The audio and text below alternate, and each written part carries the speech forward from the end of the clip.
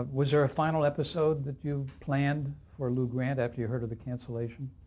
Do you recall what you did, or was it just a continuation? No, I think that we didn't get canceled. Well, we were still shooting, but I think we worked out all our stories. I don't recall that that anybody said let's do the demise of the Tribune or anything. I don't know that.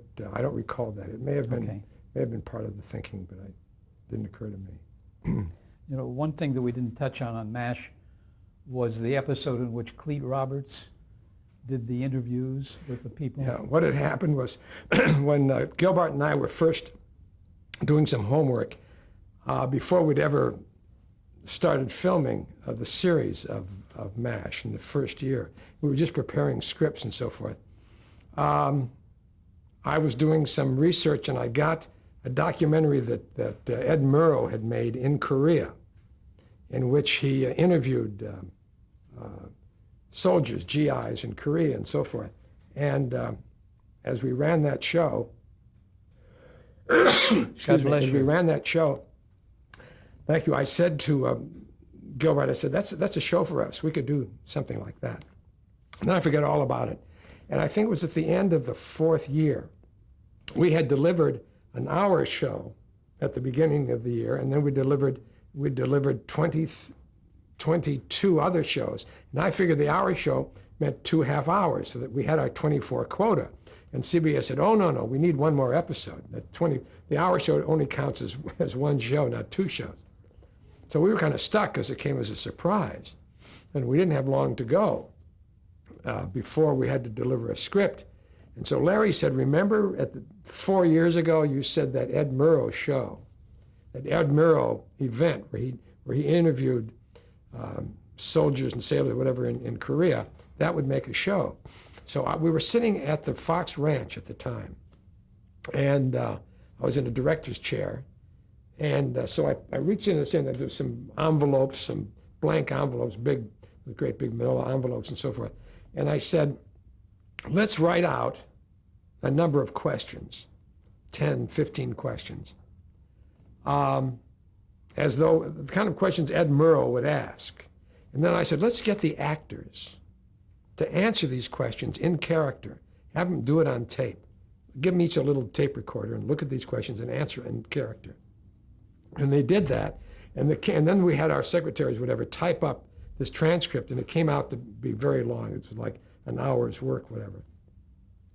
And at least. And then Gilbert went through and edited throughout stuff but it was all Radar answering in character, and Linville answering in character, and Alda and Hawkeye and BJ and so forth, answering these questions. You know, what's the thing you miss the most? How do you feel? Was this war worth it? What have you changed at all? What has this experience done to you, and so forth? And a lot of the stuff that came up was very interesting. And it came from the actors. Hot Lips was in the East doing a show or something. She didn't do it, but we got all these people, and then it was Larry directed the show. Then we invited Cleet Roberts. Cleet had been in Korea. He had actually done these kind of interviews with the GIs in Korea, and he came in and he was the kind of he assumed the part of the reporter on the job in his parka and so forth, and talked to Hawkeye and BJ and the whole crowd, and we shot it in black and white because we wanted that real documentary feel. I think we had to say at the beginning a little disclaimer: this show was shot in black and white, and it turned out to be a powerful show because the actors were talking from the heart, and then the stuff they were into the characters that much. That I mean, Hawkeye said, he says, I always loved Hemingway. He said, I thought he was a beautiful writer. He said, but until, he says, I came here, he said, my love was tarnished a little bit, he said, because he said, I could never understand how a man could have such an appetite for war. It was a lot of very, very personal stuff. And humor. I mean, Klinger was funny, and Radar was explaining certain stuff that he did about typing stuff up and clamping stuff and giving memos here, and then he'd stop and say, "Is this too technical?" It had some cute stuff in it, but it was a very important show for us. And it was accepted beautifully by the audience, I'm sure. It was a very strong show. Yeah. Yeah. Okay. It was the last show of the season. Very strong show. You finished with Lou Grant, and you then went, into freelance directing? Well, what I did, yes, I did a 2-hour movie for television. The first one I did was called In Defense of Kids, which is a true story of a woman who had contacted me. Somehow she called me up or wrote me a letter or something. She's a woman lawyer, all of whose clients are children. And so we went up and interviewed her, and then Michelle Gallery wrote a great script, and Blythe Danner played the lawyer. And then you did another TV movie called Doing Life. That was with Tony Danza. That also was a true story. A guy named Jerry Rosenberg, who had been a hoodlum in Brooklyn, and he got involved in a felony murder, and he went to a prison. He's still in prison, but he became a lawyer in prison, and has since practiced and filed writs for other prisoners, and mainly and also for himself. But he's still in prison. And they move him around because he's such an operator that if he stays in any one prison for so long, he'll own the place. So there's 18 different prisons in New York, and he's been at all of them. Have you ever heard from him since the movie? No. Okay. No. Another film was The Whereabouts. I think that Tony Danza has. Tony Danza went up to meet him. What did he? Tony Danza said he wasn't at Sing Sing.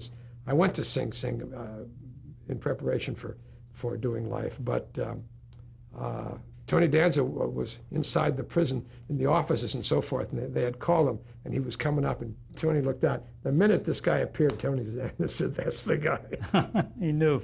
Yeah. Another picture was The Whereabouts of Jenny, which you did in 1991. Yeah. It was a very nice show that starred Ed O'Neill, who's a neighbor of yours in Venice. That's right. And that was about a business of a man being separated from his child because of the Witness protection. Witness protection program. And that too was a very good script. And Tony produced it, and Steve Sauer, and I had a great time shooting that. Doing Life and In Defense of Kids, I've shot them both in Toronto. Oh, how was it shooting in Toronto? Fine. Good. Some other series you did in the 80s were Mr. Sunshine with Jeffrey Tambor. Yeah, that was a very interesting series about a blind English professor. Is that based on a real? I'm sure there are blind professors. I'm sure there are. I don't know that this is based on truth or not. And you did it. That was a damn good show, and should have deserved to stay on. And after they canceled it, the numbers began to build. But it had a very good cast, and we had some very good scripts and some wonderful writing. Bob Ellison and David Lloyd. And how many did that go? Do you remember? How many? I think 13. Yeah. Let's see. You did In the Heat of the Night with Carol O'Connor. Yes. That's an interesting project. Yes, it was. Yeah. It was. I had a very good script too. And how was your relationship with Carol O'Connor? My relationship with him was fine. It was fine. I was going to do another show, and I didn't like the script, and I told him, and so that disappointed him. So I didn't work the show anymore. But otherwise, he was an old friend of mine, actually. Now, in recent years, you've directed, like, Blossom. I did. I was a producer on Blossom. I didn't direct Blossom. Uh-huh. It was a multi-camera show. But I've since done Promised Land and Touched by an Angel. Yeah. Multiple episodes of each. And Touched by an Angel, of course, is wildly successful. Wildly successful show. And you worked with Della Reese there. And, That's right. And Christie with Kelly Martin. Yeah, I went to Tennessee to shoot Christie and Kelly Martin, and that was a lot of fun.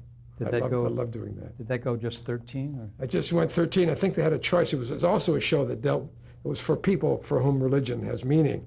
And I think they had a choice between Touched by an Angel or Christie, and they went with Touched by an Angel. But because they didn't want to have two of them, it was both CBS. And but Christie, I thought, was a very good show. That was with Kelly Martin and Tyne Daly. That's right. Yeah. That's right. And you did Lois and Clark, The New Adventures of Superman. Yes, did a couple of those. How'd you like doing that? Well, that's a very strenuous show. I mean, it was a big show, a lot of special effects, people flying, as you know, and God knows what, and very talented leading lady in Terry Hatcher. Mm-hmm. But it was a very challenging show, lots of balls in the air. Are you still involved currently in projects? I have a 2-hour movie, a very worthwhile 2-hour movie that I'm having a great deal of trouble selling. I think if it was a little cheesier, I'd have better luck, but it's an excellent, excellent material. And I'm trying to I have a very, very exciting star that I'm trying to interest in the material now. But I have a wonderful story that I have worked out with a writer, and very fully worked out. And I think we make a brilliant show. I'm told that so many of the networks want to know if you have a script of, Yes. of your idea. Yeah, I don't have a script, but I have a very, very carefully worked out outline. Mm-hmm. Tell me, Gene, in all the wonderful things that you've done and all the years that you've been in this business, what one single thing is your proudest achievement? Or is that not a fair question? Well, I think I had my moments on all of them. I think MASH is probably the most satisfying experience. Mm-hmm. That was really, they've all had their moments where I thought that there were things that I was able to contribute that were very satisfying in terms of expression. They all have that. Everything has that. The main idea is that whatever you do, you cannot write down or work down. Whatever it is, you've got to fall in love with something within the project that you find to be really exciting and worthwhile, and that you want to really fulfill and realize. And if you do that, you must do that with everything you do. And if you don't, you shouldn't do the project. You need passion. You should have a passion. You should have exactly a passion and a real caring, and to fall in love, to really find something that is really precious, something that's really exciting and worthwhile to fulfill in the material. Well, I think it's important that you stated that, because let's say an aspiring director or someone coming up wanted to know, what's the most important thing about directing television? That certainly would be one of your answers. Is there anything else? I would say so. Yeah. Anything else you wanted to add to that? Well, I don't know. I've touched on so many things. I know you have. I've told you more than I know.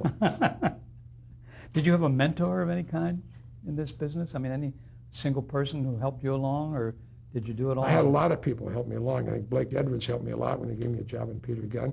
McCleary helped me a lot when he hired me on matinee theater. And June Leff helped me. I think that Bill Self helped me a great deal in hiring me, first of all, at Fox, and then in giving me the assignment of MASH. Grant Tinker handed me the assignment for Lou Grant. So all those people have been very, very helpful. Well, I want to correct you. You've not handed, you earned them. Well, thank you. We should touch on, too, the fact that you've been president of the Directors Guild of America, I think 2 different times, haven't you? Well, the terms run 2 years, and I served 2 successive terms, which is conventional. You serve 2 terms, 1 term or 2 terms. We have had presidents in the past that have served much longer, but the convention now is just 2 terms and out. Mm-hmm. And so that was a very challenging experience. Were the directors going through any kind of a struggle at that point? Were there any strikes or anything? Well, the Directors Guild... We didn't have a strike. Oh, yeah. They've never struck. Oh, yes, we have struck. Did you? Oh, yeah, we struck with Gil Cates was president. But we struck because we can shut the town down immediately. The moment we struck, the companies agreed to our demands immediately. And so it's said, well, that's not much of a strike, but that's an excellent strike. A strike that goes 9 months where people lose their homes and the families break up and guys stop writing or directing or acting, whatever, and go off into the California pencil company business, whatever. Those are bad strikes. Yeah. A good strike is one that's very brief. The briefer, the better. Let me ask you a question. How would you like to be remembered?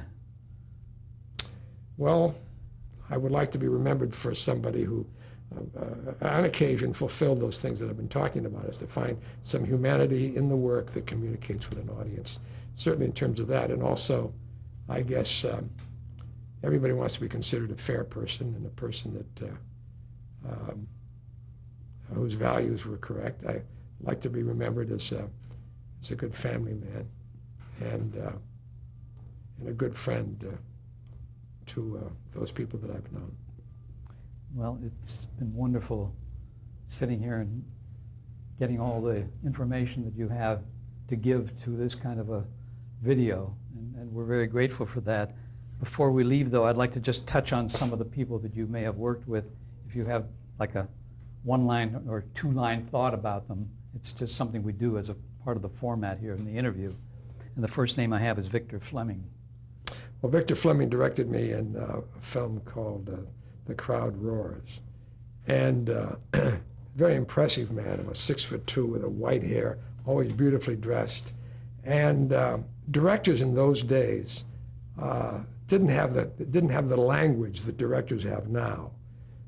They were not, most of them were not former actors. I don't know where they came from. I don't know what Fleming had been, whether he'd been a production man or what.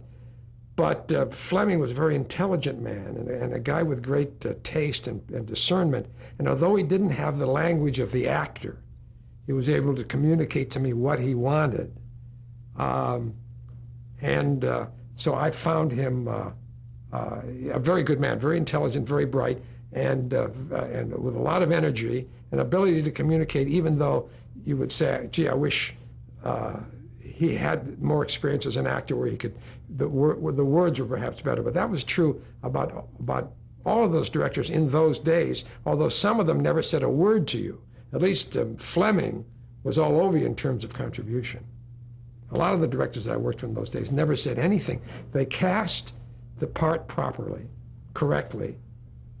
Hopefully they cast it properly, then they let the actors go. They staged the actors, but they were not able to help actors. Yeah. Shirley Temple. Well, Shirley I didn't know terribly well. I got to know her a little bit better when I brought her over to the Guild one night. But when she was little, I mean, I worked with her on The Bluebird, but I really didn't get to know her terribly well. But as an adult, she was extremely straightforward, extremely directed, extremely assertive, together, a woman, and quite intense, quite focused, very focused.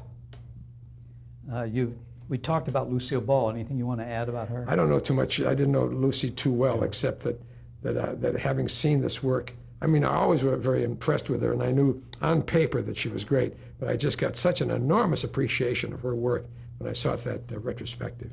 Mm-hmm. Brilliant comedian.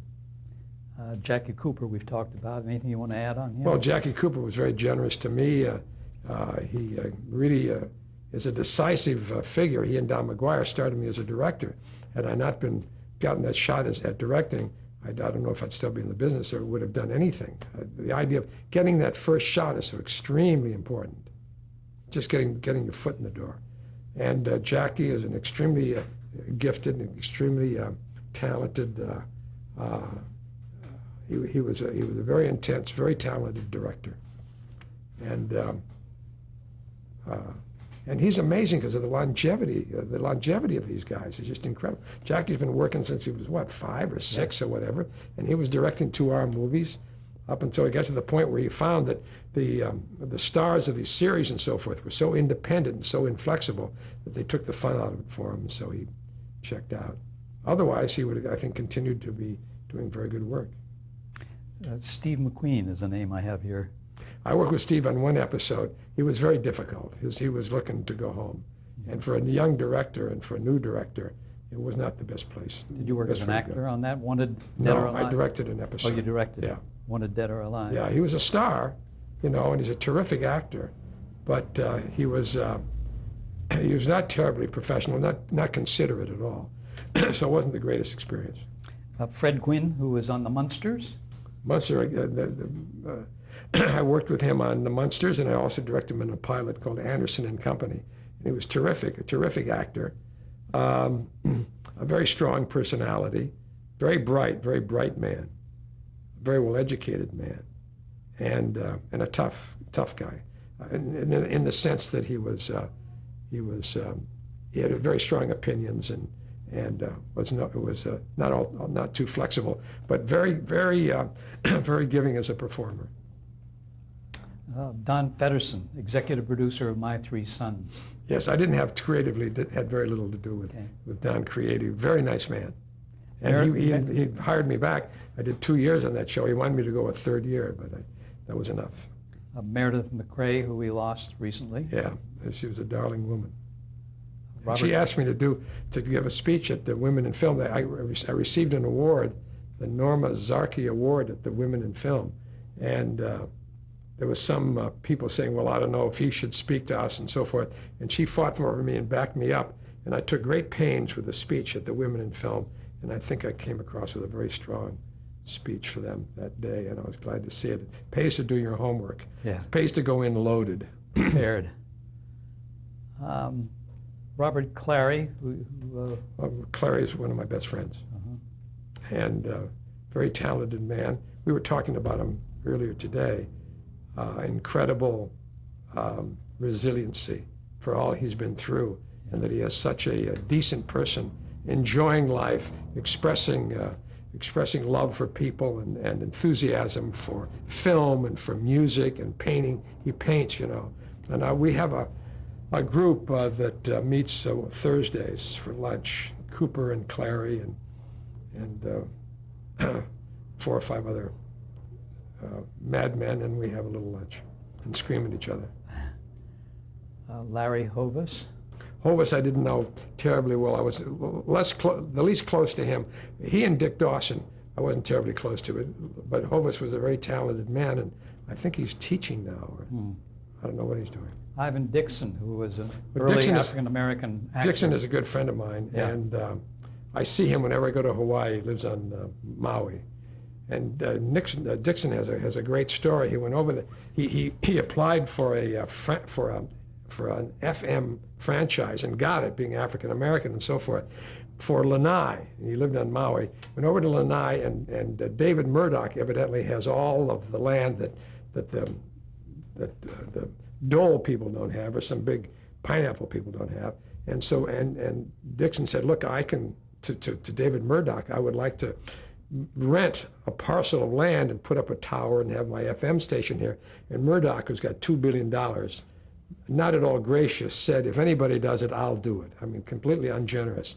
So Ivan came back and sat on Maui, and he looked across the water. You can look across the water and see Lanai. He said, what if I built a tower here and I beamed it across to Lanai, which is what he did, and he's very successful. Oh, great story. Yeah, I gave it to you quick. A couple of producers that were on MASH, Alan Katz. Well, Katz is a very gifted guy. Don Rio and Alan Katz. They're Yes. both very, they split up. They worked together at the time, Yeah. Rio and Katz. And they're both very talented men. And Katz is a friend. And you did speak highly of Grant Tinker. Is there anything you want to add about him? Well, I think Grant Tinker was a very wise man, a very wise executive, and I think made a real contribution. He showed support and restraint at the right times, if you know what I mean. He supported us at the network when we were threatened by the network and they wanted to push us around and make us the kind of suggestions we were getting from the network were egregious. I mean, the kind of stuff that is very conventional and would have made Lou Grant nothing. And at which time Grant said they're not going to do it. At the same time, he showed restraint in that he would not get into the act himself. If he'd look at all the shows. He'd look at dailies, or he'd look at rough cuts and first assemblages. And if he did he was very chary in terms of making suggestions. He showed great restraint that way. And when he did make a suggestion, I really listened because I knew that it came after a good deal of thought. I have a note here. Jim Carrey in the series The Duck Factory. Did you direct some of them? I directed 1 or 2 that Alan Burns produced, and you see the him? show didn't work, but extremely gifted man, of course. Did you see him then as a potentially Yeah, big I could star? see that. I didn't think it would be this big, but I realized that he was very gifted. Very gifted. And of course, you worked with George C. Scott on the series Mr. President. Yes. Again, an enormously gifted man. We didn't have the right format. We didn't have the right situation. Was he difficult? I don't think so, no. We should talk about Sheldon Leonard because he originated so much of the technique of sitcom. I worked with Sheldon first when I did these Andy Griffith shows. He was always in at those first readings. And the main thing about Sheldon, I think, was this business of a man who did not sound erudite, did not sound well educated, but actually, because he had this very strong Bronx accent, Bronx or Brooklyn, whatever, but he was a very wise man, and a real thinker, and a very good leader, and an extremely strong man, but could be effective without. I think he was an extremely good leader, and indeed, he was the kind of guy that could take a field like this multi-camera field, or this one-camera film field, and figure out, analyze. A great organizer, and figure out what would be the wisest way, the smartest way to solve these problems. He was a good problem solver, and exceptional to that in that extent, in that way that he could as is required in all these new technologies, invent a method. And lastly, Jim Fritzell and Everett Greenbaum, who we talked about. Yeah, well, of course, they're very writing dear, team. very dear to me, the both of them. I was much closer to Greenbaum because Fritzell passed on, and then I still was friendly with Greenbaum. But they had this great talent for whimsy, and a great sense of Americana, great sense of touching on all these things. I don't know whether it was baseball or barnyard or presidents or whatever the hell it happened to be. They had this great sense of our own of American culture that they could kind of kid, and that they knew and they loved, and yet they could see the kind of contradictions in it. But they had Jim Fritzell was writing a story with Gilbert, and Gilbert, they were writing a musical for Broadway, and Gilbert went down to South America on a terrible movie that he had written. And he was down there, and Jim used to phone him, and he told this story at a tribute for Gilbert, and he said, I would call Larry in South America, and I would speak, and as I spoke, a moment later, I would hear my voice again. He says, my voice would go around the world, and I would hear it again, repeated, whatever I had said. He said, if a scientist wanted to drive a mouse crazy, he should call him from South America, which is the wildest, zaniest thing. But that was Everett's humor. He was prized. Before we close this wonderful time that we've had with you, I want to mention another name that's near and dear to you, Anne Sweeney. Yes. Well, Anne Sweeney. It's Mrs. Jean Reynolds. Mrs. Jean Reynolds. We met on a blind date, and I think that after we had met, shortly after that, she played in this show, Hanky Panky, that I had written. And then we began dating, and then we got married, and we now have a son who's in Japan in his junior year at UCLA, studying in Japan, having a real adventure. What has she brought to your life? Well, she's brought Andrew Sweeney Reynolds to my life, and she's made this house, she's made our home, and she's fulfilled my life. I think that's a good note on which to end this interview. Okay. And we thank you again. Thank you. You all have enormous endurance, I tell you that. You're the one with the endurance. Thank you.